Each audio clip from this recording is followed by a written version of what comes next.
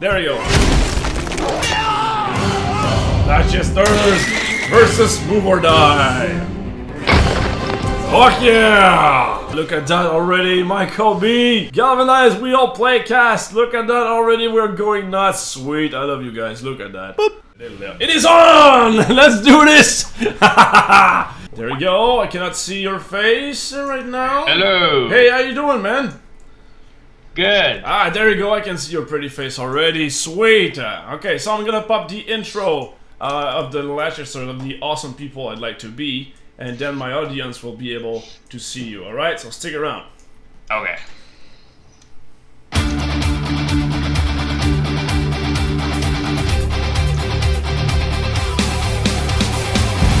Awesome people I'd like to be. Woo! Please, everyone, welcome Nick from Move or Die Game. I keep missing that up. Sorry, I keep saying Move and Die Games. Move or Die Games by your team. So please present yourself. Who are you? What's your team? What's your game? Go ahead. Right. So I'm Nick. People know me as Xilu, and I am the designer and artist on Move or Die, which is the game I'm working on. And my team is called Those Awesome Guys. Simple as that. Which is weird because legally my company name is Those Awesome Guys LLC. Okay. I'm surprised nobody took that before me. Sweet. Yeah. So we're right now we're 3 guys and we're scattered all over the world. Okay. I've been working with many programmers and almost none from the same country as me. Okay, so is Those Awesome Guys always been like this? Like always those 3 co-founders or something like that? Well, not really. I've worked in many combinations and I like working with new people. Okay. And I try entering a lot of game jams because it's so freaking awesome to work with people that you never work with. Mm-hmm. And it's not fun sticking with the same team. It's always fun to scramble things up. Whoa, okay, so that, I mean, for the workflow, it must be, I don't know, I'm used to work with the same 3 guys, like 3 to 8 guys for the past, like, 8 years now. Well, in game jams, you work for, like, what, 48 hours or, like, let's say a week, tops. Okay. But the thing is, I've been making Flash games, and I've been making Flash games for about, I would say, 5 or 6 years. Whoa, okay. And I'm familiar with Berserk games, and I also grew up on Newgrounds, you know, so FGL, all that. Nice. And this is my first bigger project that I've been working on for I think 3 years now. 3 years, okay. So there's that. Sweet. So and that's like a kind of a spiritual sequel of Concerned Joe, another game you did on Flash, right? Yeah, exactly. And I actually love that game, by the way. I don't know if you... I love it too, and I really want to play it, but I can't because I have to make it first. And that sucks. Sweet. But I just love, I mean, you have such an iconic character with the Move or Die game, because I saw, like, in a glimpse, I saw the character, and I was like, hey, I know about that game. I know I've played that game about, like, the voice actor saying, hey, you're gonna die anyway, and everything. So it was such a funny game. I remember we played that at Berserk, and we had a fun time. So I'm gonna link that to the chat after the interview. So, yeah, it's a long story. It started off as a single-player, narration-based puzzle platformer, and then one night I was like, what happens if I had 3 more players? And it turned out to be so much fun that we kind of decided to make it into its own little thing, and it branched off as a separate project. Sweet. And you knowing the character is just me being lazy and not changing the art style. Shh, don't tell anybody. It's a reuse asset. But as I said, it's such an iconic character. I saw it like in a glimpse. I recognized it, so it's good for you, you know. So it's funny because like no design thought went into that character. I started working on the game like super excited about the whole health draining mechanic, and then I was like, I need a character, so I had a little square and I just rounded up the top and slapped the face on it and like little hands and feet. That's it. And I was like, there we go. Good enough. There we go. Yeah, exactly. Today was a good day. Sweet. Pat myself on the back. How come you seem to have like the same path as me as an indie game developer? I mean, like having a passive Flash game first. You said you did that for a couple of years. Yeah. First? Yeah. Okay, so with the FGL, Newground, Armor game, and stuff like that, and now it's your very first project. Same thing for me, you know. So it's exactly the same thing. What? Yeah, my big like Steam downloadable title, a real game that has like .exe. I always wanted one of those. Yeah, right. You feel like professional for once. What I was about to say. Yeah, what made you switch from Flash to Steam? What were the conditions? Why? Why? Well, I just wanted to make something bigger because I've been making Flash games, and Flash games are freaking awesome. Yeah. Am I allowed to say fuck? Yeah, you're about to say fuck. Flash games are fucking awesome. Yeah, there we go. I do agree. But the thing is, they're small, you know, like and I like to go over the top with polishing and game feel and all that, and to this date, I haven't made a game that didn't lag like horribly. And Flash doesn't really help you in that matter because it's not really powerful.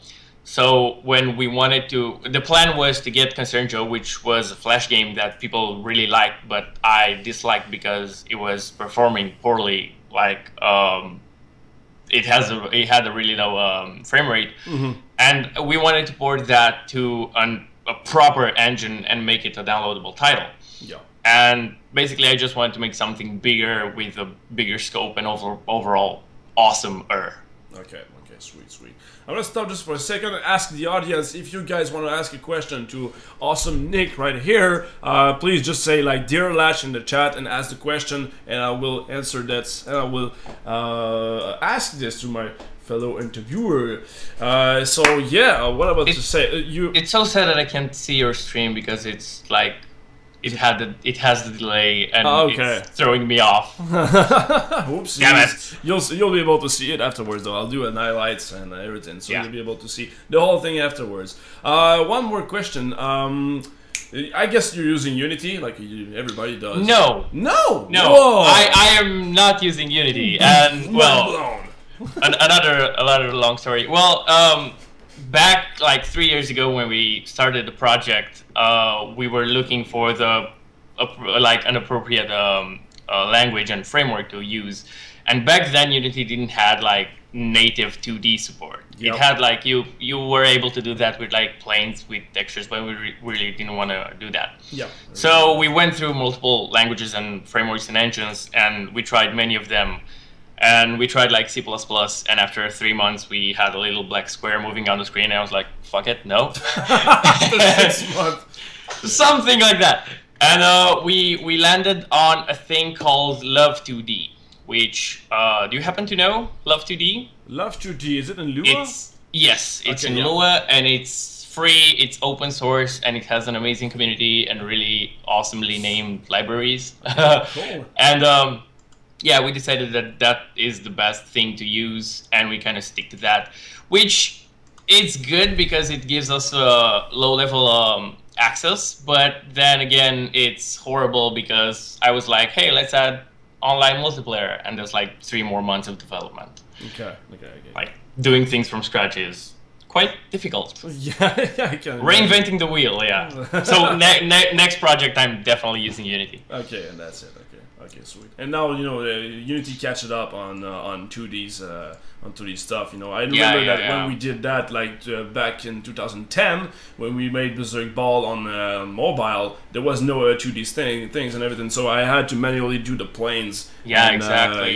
It was hard. It was a hard time. And it's horrible because I'm like here trying to make a little thing like online multiplayer. I'm trying to make online multiplayer, and it takes like 3 months of writing it from scratch, and then Unity users are like drag and drop 3 clicks. There we go. And the same for porting. You know, if I want to put the game on consoles, it's like, God, I don't want to think about it. But yeah. Totally. Although if you have made your game in Lua, I believe you can reuse some part of your codes, right? Yes. So it's quite unconventional to have a game made in Lua, but I grew up with a PC in my house, and I'm all about mods and keeping my game mod friendly. And having it in Lua, it's really easy to like edit in real time and I do agree. I think that the game Don't Starve was made in Lua as well, you know, for the modding and everything. I believe I saw something about that. Yeah, I think so. I don't know. I'm gonna verify that fact. Otherwise, I'll cut it in the interview. Yeah. So, no, I did not say that. Oh yeah, obviously. Well, conclusion is community content is awesome. Okay, awesome. Okay, so we got Darkness Sparta asking, how do you manage project when there's like one of you guys having more work than the other? Like, for example... This question was in the other interview as well, I remember. What were the guys? Games? Yes. Yeah, yes. Yeah. So, well, the thing is, the team is me and 2 other programmers, and they work part-time, and I do this almost full-time. Okay. Like, I technically dropped out of college. I didn't even start it, but yeah, because I haven't even applied, so there's that. But okay. I just wanted to make games. Okay. So all I do is wake up, make games, and go to sleep. Yep. So what I do is I take care of most of the work. Like a big chunk of my my to-do list is to make to-do lists for the programmers. Yeah. And I write all the tasks, and I test everything, and I do all the design and game level design, UI design. I make all the art and animation and all that. So my job is to make sure that the programmers do their work and that everything works properly. Yeah. And there's always something to do. Like I'm never happy with my work, so I always find something to tweak. Okay. So basically, you are the project manager, like maybe. I mean, pretty much. You're always assuring your teammate to have always something on their end. Yeah, exactly. To the point where I make my own trailers and the website, and I go to conventions and like everything. The indie life. The indie life, yeah. One guy to rule them all. So we got Nexon20. What is your inspiration for your recent game? So what's your inspiration for the Move and Die game? Okay, so it's so simple because I just again, I'm not joking. I was actually sitting on the toilet. That's how the idea came to me, and I was like, shut up, I know you're familiar with that. Yeah, exactly. I mean, I made a whole video about that, actually. And I'm like, there's no game where your life drains if you stand still, like that being the main mechanic. So, like, fast forward 3 years, and here I am. Okay. But it's pretty much like that. I just wanted to make a game where your life drains, and it kind of snowballed into a bigger thing. Sorry, I mean, I don't know if you saw it, but I made an in-your-face video about inspiration, and I said, like, my 3 inspiration are the 3 S's: shower, shave, or shit. It's like, we gotta get the maximum inspiration, so otherwise it makes me... That's the thing with Move or Die, since it's structured like mini games one after, and I haven't even explained what the game is about. Yeah, actually, yeah. We're gonna pop the trailer afterwards, actually. Yeah. Okay, so really quick, for those who don't know, Move or Die is a party game where if you know the name of the game, you know how to play it. The thing is, the rules keep changing. So if, for example, you play a round that lasts like 10 seconds or so, you win and the rules change. So right now you would be like stomping on other players to kill them, like in Mario, and then the rules change and now you're like chasing a bomb, or running from a guy with a bomb so you don't explode. Okay. So the thing about that is that I have so many ideas about these little mini games, and they're so easy to come up with, but I have to find time to actually implement them. So again, shower, toilet, there are places to get ideas. Sweet, we're on the same page. Yeah. Okay, so we got also Alucard J for, I'm gonna say for last question, because I don't get another question. If you guys, again, the audience, if you have any question, please say Dear Lachh and your question. So I'm gonna read that. Okay, so we got Alucard J who's asking, how are you handling the moddable aspect of your game? You were talking about Lua before, yes. But if we go in more depth. Yes, well, first of all, I keep everything exposed. So if you install the game on Steam, which is in early access, by the way, you get the game on Steam, you install it, and if you open the folders, you literally see there the character files, and you can simply open them. They're basic images, they're PNGs. Okay. You open them, you edit them, and they appear in the game in real time. It's that easy. The same for the soundtrack, for effects, for sound effects, for game modes, but for those you need a bit of programming knowledge.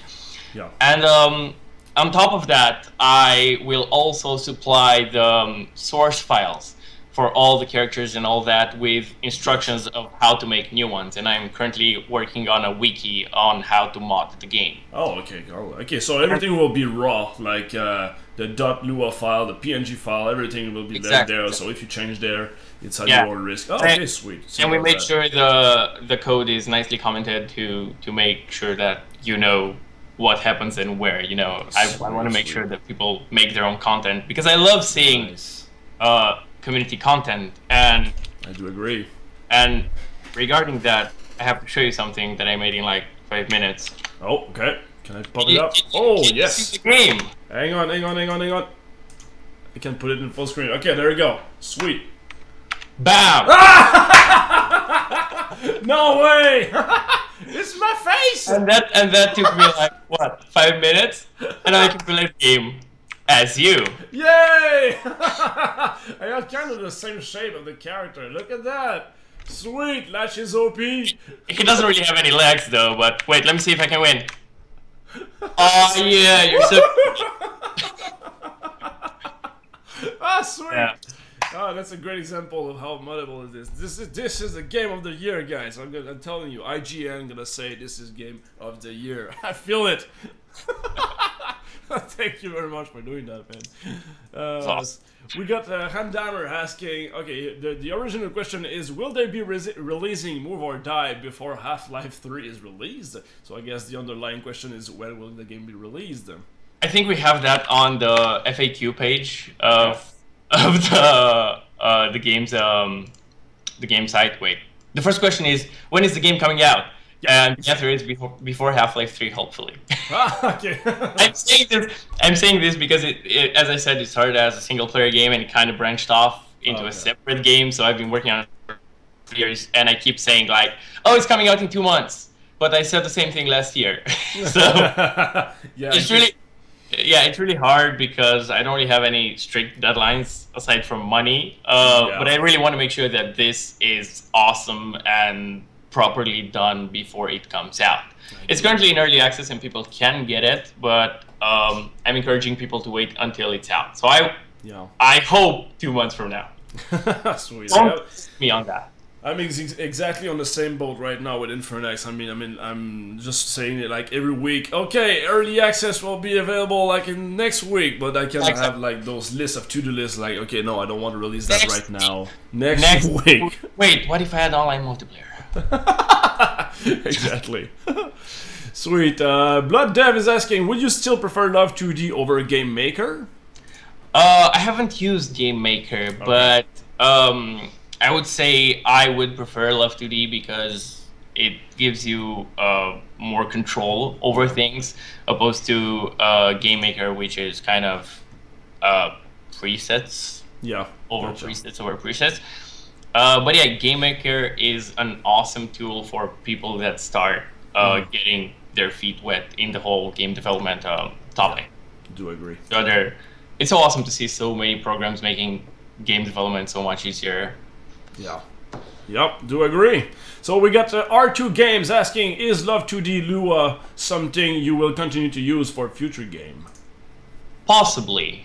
Then again, I'm not the right person to ask because I'm not the programmer on the team, but I really want to use something else for the next project because I feel like it's taking way too much time to get things rolling with Love 2D and Lua because it doesn't have enough things pre-made. So we have to make most of the things on our own. But yeah, that's always a possibility. Maybe a combination of like Unity slash Lua, like to keep the modding aspect and everything. Okay, yeah. So I'm gonna say like one last question, because I don't want to take too much of your time. I'm free. Sweet. So we got Fluffy Simon asking, will you get Steam Workshop for the mods? Yes! That's currently working on right now, and I'm trying to make the whole process really easy and overall easy because I don't want to make you open the game folders and all that. I'm trying to make oh wait, we already have mod manager in game. Okay. Let me see if this works. Does this work? Mod manager.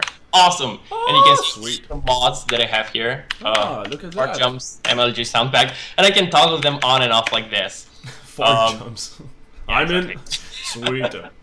So I'm trying to make the process really easy and really user-friendly, and even the Steamworks submission process, that's what I'm currently working on, and it's taking quite a bit of time.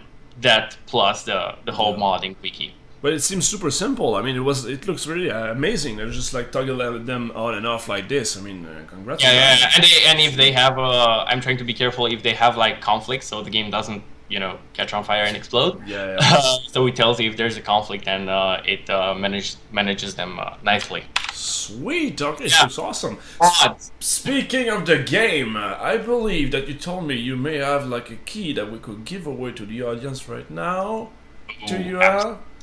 Wait, give me like a second. Okay. I'm fetching it. You're fetching it right now? Sweet. Did I convince you like... Oh wait, you're gonna do the whole animation thing? Because yeah, exactly. I want to do it like after the interview. So if you have like some key or keys, whatever, just send it over Skype, and I will... There's some. Okay, sweet. So I'm gonna do that like right after the interview. So what's gonna happen? So we're gonna close the interview. We're gonna show the trailer of your game, and then I will give away those awesome keys. Move. Sorry, I have a question. Look at that. Oh. Move or die coming soon. There we go. It's like boom, BAM! Look at that. Sweet. The art is amazing, man. How long have you been an artist, by the way? I mean, you said you're making games for it. I have no idea. I was just like, hey, games are cool. I should make some. Many years ago. But yeah, it's nice. An iterative process. That means you're a pro, man. You stop counting the years. That means you're a pro. Hopefully. Oh, you have to fake it until you make it. Just try and that's why you're one of the awesome people I'd like to be. So we're gonna close the interview right now, guys. Thank you very much, Nick, for your presence. Thank you very much for the audience. And yeah, we'll see you next week. I'm gonna pop the trailer for Move or Die game right now. So thank you very much for being on the show, Nick. See you around. Thank you. See ya.